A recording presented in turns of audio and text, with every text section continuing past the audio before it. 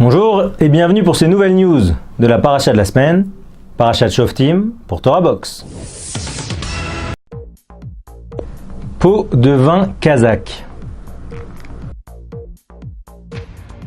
Donald Trump relève Steve Bannon de ses fonctions. Ville refuge pour les ex-djihadistes. Alors, nous rentrons dans la Parashat Shoftim. Pour la plupart, nous rentrons de vacances. Et c'est le cœur peut-être, cette paracha, du livre de Devarim, du livre de Moshe, le testament quelque part de Moshe. Le point clé pour que la Torah se diffuse, c'est Shoftim Veshotrim. Il faut qu'il y ait un pouvoir judiciaire, il faut qu'il y ait une loi claire, avec principalement, au-delà de ce pouvoir, comme vecteur, véhicule de ce pouvoir, des juges irréprochables. Principalement, la Torah nous indique qu'il faut prendre des juges riches, sonné batza, c'est-à-dire qui haïssent le lucre. En fait, ils ont déjà tellement d'argent qu'ils ne sont pas touchables par ça. Navon, vechacham, il faut prendre des gens intelligents qui sont capables de déduire les choses.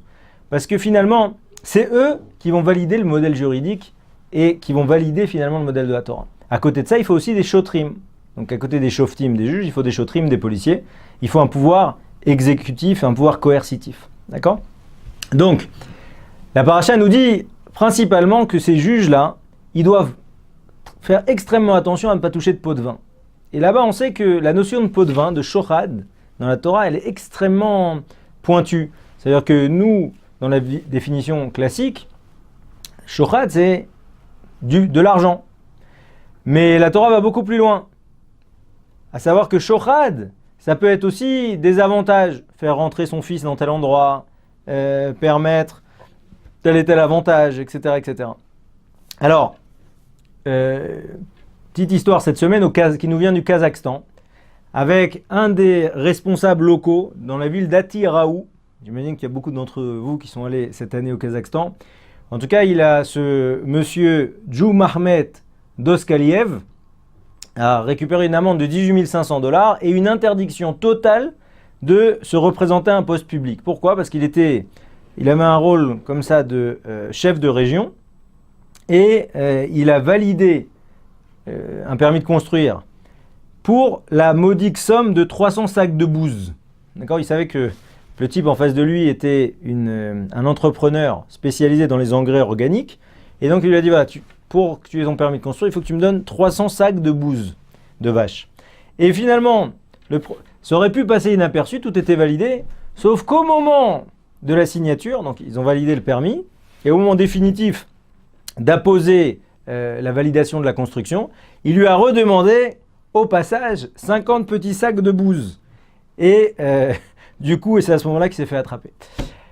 Le principe, c'est qu'un juge, et plus largement une autorité morale, elle doit faire extrêmement attention à ne pas accepter de shochad. Parce que le shochad, les pots de vin, ça lamine le système, ça lamine la confiance dans le système. Et donc, c'est pour ça que Moshe en a fait un point d'orgue. Et ça va plus loin que ça. Il y a marqué que le juge qui va accepter des pots de vin, lui-même sera aveuglé dans son jugement, et mesure pour mesure, Hachem va l'aveugler et il va le rendre aveugle. Donc, c'est un point extrêmement important pour nous, puisque malheureusement, on est amené très souvent à être juge entre deux frères, entre deux amis, avec des enfants. Il faut juger qui a piqué à l'autre, etc. Et faire extrêmement attention à ne pas être attrapé par le quotidien, par la colère ou quoi que ce soit, et à bien peser les choses. Pourquoi ? Parce que quand on est juge, alors on casse le système sans faire exprès. Et donc en fait, on devient aveugle, on se laisse aveugler. Et ça veut dire quoi ? Par exemple, on se laisse aveugler, on casse des amitiés, on casse on casse de la morale chez les enfants, d'accord ? Et c'est extrêmement dangereux. Autre point clé de la Parashat Shoftim, l'idée que, comme les autres nations, les Juifs viendront un jour demander un roi. Alors que on a le roi des rois et à côté de ça des prophètes qui nous envoient, eh bien, malgré la colère de Shmuel, le peuple juif ne va pas supporter cette identité particulière. Elle va demander elle aussi, le peuple va demander également un roi. Et il y a marqué que quand tu viendras apposer un roi, il faudra que ce soit un roi parmi tes frères. Il faudra qu'il soit très riche, très important, justement pour ne pas être corruptible. Et au-delà de ça, il faudra impérativement que ce roi dispose de 2 Sifrei Torah, qu'il devra s'écrire lui-même. Un débat dans la Gemara, Sanhedrin, page 21, à savoir s'il doit vraiment les écrire ou se les faire écrire. Mais en tout cas, l'idée, c'est qu'il doit toujours être avec 2 Sifrei Torah. Un, pour mettre dans ses trésors royaux, pour justement donner une valeur à ces trésors royaux à l'aune de la Torah. Et le deuxième rouleau, le deuxième parchemin, ne doit jamais le quitter, doit toujours être avec lui quand il voyage, etc. Il y a toujours quelqu'un qui porte ce Sefer Torah. Pourquoi ? Pour qu'il le lise chaque jour. Parce qu'il n'y a rien de plus dangereux que le pouvoir. Il faut comprendre que quelqu'un qui a du pouvoir, il a une arme de destruction massive entre les mains. Et c'est pour ça que le roi, qui représente, qui est aussi dépositaire de la Torah, il devait impérativement disposer, lire et en permanence relire ce Sefer Torah. Alors, on voit que cette semaine, Donald Trump a démis de ses fonctions Steve Bannon. Alors, pour ceux qui ne savent pas qui est Steve Bannon, c'est une espèce d'homme d'affaires, penseur d'extrême droite, qui a permis à Donald Trump de rallier toute la partie suprémaciste, Ku Klux Klan, etc., de la race blanche américaine. Évidemment, il s'en défend haut et fort, mais ça, ce Steve Bannon lui a permis justement d'accéder à tout cet électorat-là. Steve Bannon, c'est en permanence des sorties sur l'alt-right, cette nouvelle droite, cette nouvelle politique qui devait conduire Donald Trump à repenser, à redonner sa force aux États-Unis. Et Donald Trump, avec toute la cohue, tous les derniers problèmes qu'il a eu, notamment autour de Charleston, avec cette manifestation des suprémacistes blancs contestée par des antiracistes et ce jeune de 20 ans, néo-nazi, qui a roulé et qui a tué une jeune femme noire, et Donald Trump, qui une fois n'est pas coutume, s'est laissé aller de son petit tweet habituel et qui a dit que finalement le tort était partagé des deux côtés et qu'il fallait éliminer la haine, mais avec une déclaration extrêmement floue. Et bien là, il était obligé quelque part, absolument, de montrer qu'il se coupait de son aile droite. Mais encore une fois, ça affaiblit le pouvoir, encore une fois, ça affaiblit la fonction présidentielle aux États-Unis, et on ne saurait que conseiller Donald Trump de relire la paracha de la semaine, qui ne quitte pas son Sefer Torah, en plus la Torah est rentrée dans sa famille, et que avant de dire une chose, il répète. On explique que Moshe Rabbeinu, pendant les 40 jours, il y a marqué, il y a un vav à chaque fois entre chaque chapitre. On dit pourquoi il y a un vav et ça, et cette partie, et cette partie. Il faut dire que Moshe, il devait absolument réfléchir entre tout ce que lui disait Hachem. C'est essentiel de prendre du recul sur les choses et de ne pas être en réaction totale. Voilà, on espère que pour cette nouvelle année qui arrive, Donald Trump va prendre la mesure de sa fonction et faire quelque chose de son mandat. Alors, pour finir ces news de la semaine, vous avez évidemment tous entendu parler des derniers attentats à Barcelone et vous allez tous entendre beaucoup parler de ce miracle aussi qu'il y a eu à Barcelone, puisqu'on a retrouvé 130 bonbonnes de gaz prêts à être utilisées.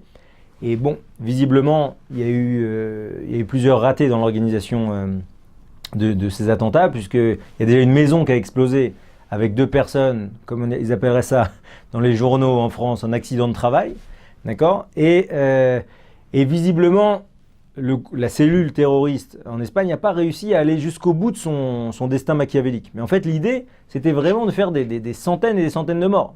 Un vrai carnage, 130 bonbonnes de gaz. Et donc, à côté de ça, la crainte de plus en plus persistante de tous ces djihadistes qui sont en train de fuir la Syrie. Encore cette semaine, un Français converti, breton, qui a écopé de 10 ans de prison. Mais l'idée, c'est qu'on parle de centaines de personnes, visiblement plus, qui vont revenir. Alors, là, évidemment, les grands théoriciens français sont en train de dire mais ils vont revenir écœurés par tout ce qu'ils ont vu, ils vaudront plus ils vont faire tchouva et ils vaudront évidemment plus de cette violence. Bon, ça fait toujours partie de l'aveuglement ambiant français.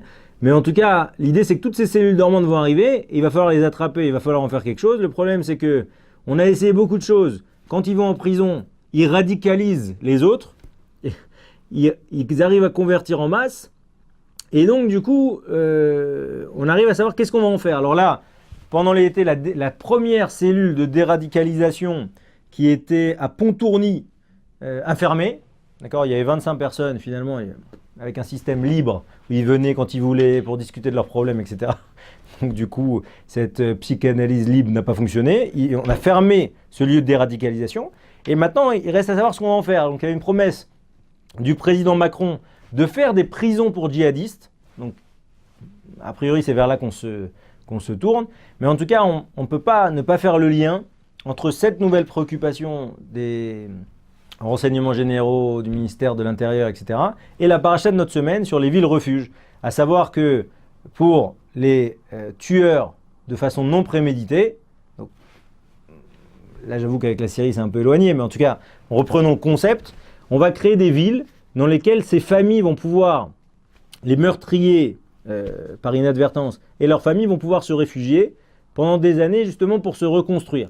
Donc on a quelque part cette idée-là qu'il va falloir trouver un modus vivendi pour déradicaliser les gens et les réintégrer dans notre société. Alors, dans l'été encore, de nombreuses informations sont parvenues qui montrent que la principale préoccupation du ministère de l'Intérieur, c'est de ne pas les faire revenir, soit en les exécutant, en utilisant ce que les Israéliens ont utilisé depuis des années, des exécutions ciblées, assassinats ciblés, mais bon, qui là finalement sont validés par tous les pays du monde entier qui essaient de tuer leurs ressortissants sur place en Syrie ou en Irak, et d'autre part surtout de ne pas les sortir de prison. C'est qu'il y a un grand principe, c'est que normalement la France se fait fort de rapatrier au maximum ses concitoyens emprisonnés. Donc là évidemment, pour toutes les demandes de concitoyens français emprisonnés en Irak ou en Syrie, on oublie les dossiers. Mais bon, il y a un gros travail à effectuer,